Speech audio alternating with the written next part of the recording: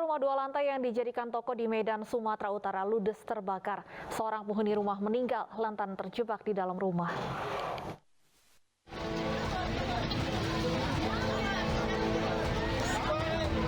Kobaran api dengan cepat melalap rumah 2 lantai yang berada di Jalan Seroja, Medan, Sumatera Utara siang tadi.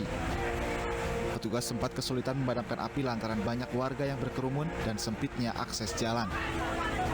Api dapat dipadamkan setelah 6 unit mobil pemadam kebakaran diterjunkan ke lokasi. Seorang penghuni meninggal dunia lantaran terjebak di dalam rumah, sementara penghuni rumah lainnya mengalami trauma dan luka ringan. Sementara penyebab kebakaran diduga berasal dari percikan api yang menyambar bensin. Antara kemungkinan besar itu dari dia kan jualan minyak ketengan itu, ada gas. Kita nggak tahu dari mana asal apinya, tapi kemungkinan dari situ. Kalau dari arus pendek kayaknya tidak. Tapi kita nggak tahu apakah dia merokok, apakah ada di situ obat nyamuk, kita nggak tahu. Kerugian akibat kebakaran diperkirakan mencapai ratusan juta rupiah, sementara kasus kebakaran ditangani Polsek Medan Sunggal. Dari Medan, Sumatera Utara, Ahmad Ridwan Nasution, iNews melaporkan. Sedikitnya 200 kios di Pasar Sentral Kabupaten Sinjai, Sulawesi Selatan habis terbakar dini hari tadi. Para pedagang panik berusaha menyelamatkan barang dagangan mereka.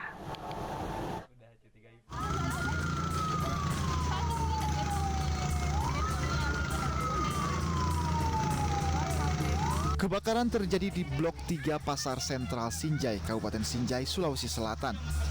Sedikitnya 200 kios habis terbakar dini hari tadi. Kios yang terbakar mulai dari kios penjual ikan, sayur mayur, kebutuhan pokok, hingga kios pedagang kue tradisional.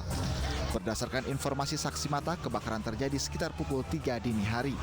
6 unit mobil pemadam kebakaran dikerahkan untuk memadamkan api dari sisi utara dan barat pasar ini. Petugas berupaya mengisolasi api agar tidak merambat ke bagian lain. Sejumlah pedagang terlihat pasrah melihat kios dan barang dagangan mereka terbakar. Namun sejumlah pedagang lainnya panik berusaha menyelamatkan barang dagangan mereka. Mereka nekat masuk ke area bangunan pasar yang terbakar. Ya, kira-kira itu jam 2:30 itu mungkin sudah ada gejala-gejala toh, tapi kita belum tahu. Begitu jam 3 muncul di semua. Yang sudah besar itu 3:30 paling besar sekali, Pak. Jam 3:30. Jadi cepat. Sini cepat pemadam, Pak. Tiba satu harus dibakar. Dokter kami. Hingga pagi hari, petugas masih berupaya memadamkan api. Pihak kepolisian turun melakukan penyelidikan penyebab kebakaran. Di lokasi kebakaran dipasang garis polisi agar warga tidak mengganggu proses penyelidikan.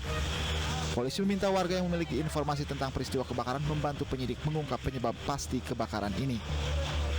Dari Kabupaten Sinjai, Sulawesi Selatan, Bulan Sri Indramaya, iNews melaporkan. Sementara itu di Ciracas, Jakarta Timur, sebuah rumah yang dijadikan gudang penyimpanan minyak goreng terbakar dini hari tadi. Tidak ada korban dalam kebakaran tersebut karena pemilik rumah tengah pergi merayakan Imlek. Rumah cukup besar, gudang minyak goreng yang baru saja turun dan diletakkan. Kebakaran melanda sebuah rumah warga di wilayah Kelapa II Wetan, Ciracas, Jakarta Timur dini hari tadi. Api berkobar dengan hebat hingga melahap bangunan 2 lantai ini. 19 unit mobil pemadam beserta 95 personel diterjunkan untuk memadamkan api. Petugas sempat kesulitan lantaran rumah ini juga difungsikan sebagai tempat penyimpanan ratusan karton minyak goreng dalam kemasan. Belum diketahui penyebab pasti terjadinya kebakaran karena saat kejadian penghuni rumah sedang pergi merayakan Tahun Baru Imlek. Kalau yang dari saya lihat sih kayaknya dari bawah dulu sih, bawah sampai ke atas jadi ya. Oh, jadi dari lantai 1 dulu yang kebakar? Lantai 1 dulu. Sempat gede gitu apinya, Mas? Oh, gede banget sih. Itu damkar udah ada yang datang 3 ya, jadi pas kondisi dia datang udah mulai bisa ditangani sih, cuma akhirnya besar lagi gitu. Tidak ada korban jiwa dalam peristiwa ini, namun kerugian diperkirakan mencapai ratusan juta rupiah. Dari Jakarta, Vendra Kurniawan, iNews melaporkan. Polisi menangkap 6 remaja pemanah balita berusia 1 tahun di Kota Makassar, Sulawesi Selatan.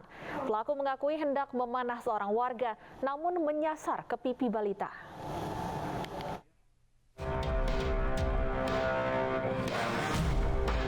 Tidak sampai 24 jam, tim gabungan dari unit Jatanras Polrestabes Makassar membekuk pemanah balita berusia 1 tahun. Seorang pelaku digerebek di rumahnya di kota Makassar. Sementara 5 pelaku lainnya yang merupakan hasil pengembangan juga ditangkap di tempat berbeda. Selain membekuk pelaku, polisi menyita barang bukti 5 unit sepeda motor dan ketapel. Pelaku dan barang bukti kemudian dibawa ke Mapolsek Talo untuk diperiksa. Kepada polisi, pelaku mengakui hendak memanah salah seorang warga yang berada di lokasi, namun salah sasaran ke pipi balita. Jadi motifnya adalah aksi balas dendam, tetapi anak yang usia 1 tahun ini adalah korban salah sasaran. Peristiwa terjadi saat korban mengendarai motor bersama pamannya yang hendak pulang ke rumah, tiba-tiba dipanah orang tak dikenal. Beruntung busur panah yang mengenai pipi korban tidak menyebabkan luka yang cukup parah. Kondisi korban mulai membaik usai mendapat 5 jahitan. Dari Makassar, Sulawesi Selatan, Julius Vin, iNews melaporkan.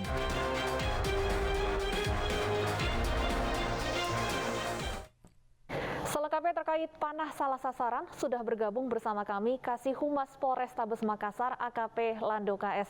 Selamat sore Pak Lando. Ya, selamat sore Mbak Stefani. Baik Pak Lando, 6 remaja pelaku pemanahan sudah ditangkap. Dari hasil pengembangan, apakah masih ada terduga pelaku lainnya? Terduga pelaku lainnya saat ini masih dalam pengembangan sebagaimana yang diberitakan tadi. Dan untuk 6 orang yang terduga pelaku yang diamankan jajaran kepolisian sampai saat ini masih dalam proses penyelidikan di Polsek Talo, Polrestabes Makassar. Artinya belum ditetapkan sebagai tersangka, Pak? Ya, masih dalam proses penyelidikan. Karena sesuai dengan ketentuan bahwa maksimum 24 jam sudah harus menentukan status kepada yang diamankan yang diduga sebagai pelaku. Baik, Pak Lando, siapa kemudian sebenarnya sasaran dari para pelaku ini?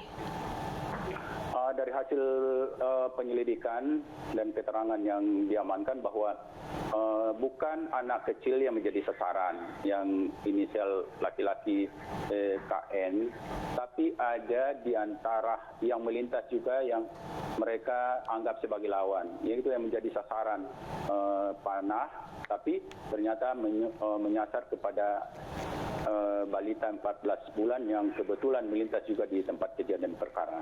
Lalu apa yang menjadi motifnya Pak Lando? Benarkah informasinya ada motif balas dendam?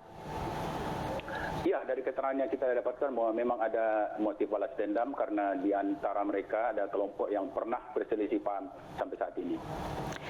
Pak, benarkah bahwa para pelaku ini masih berusia remaja? Iya benar, ada yang 20 tahun, ada rata-rata di bawah 20 tahun. Apakah artinya kelompok yang menjadi sasaran para remaja ini pun juga masih di bawah umur, Pak?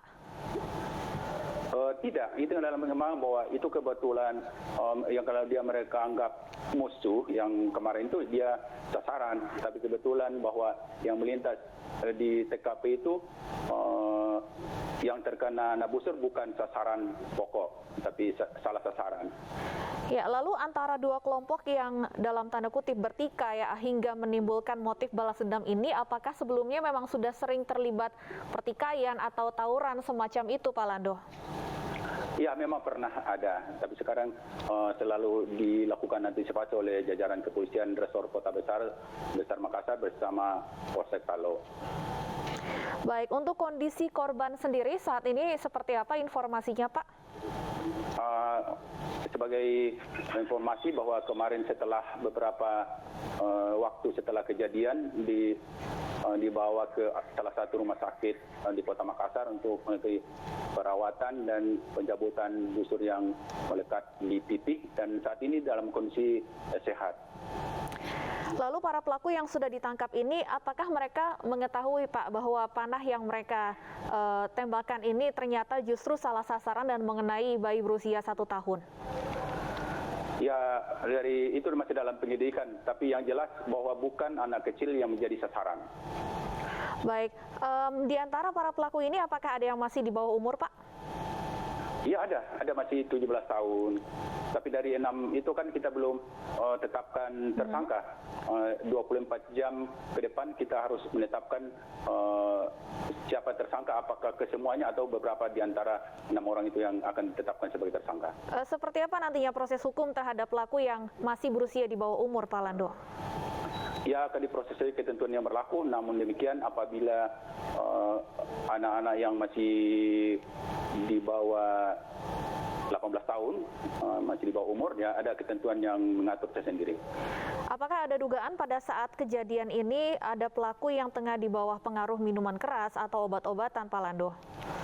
Itu dalam penyidikan, tapi sampai tadi malam belum kita lakukan tes urin misalnya obat-obatan.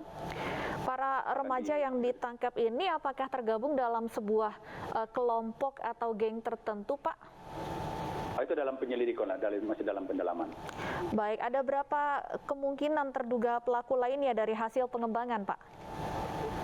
Itu Pak, Mbak, mungkin besok 24 jam setelah tadi pagi, kita akan menentukan, mengetahui siapa tersangka di antara 6 orang itu, apakah keseluruhan ataukah ada beberapa orang saja yang jadi tersangka.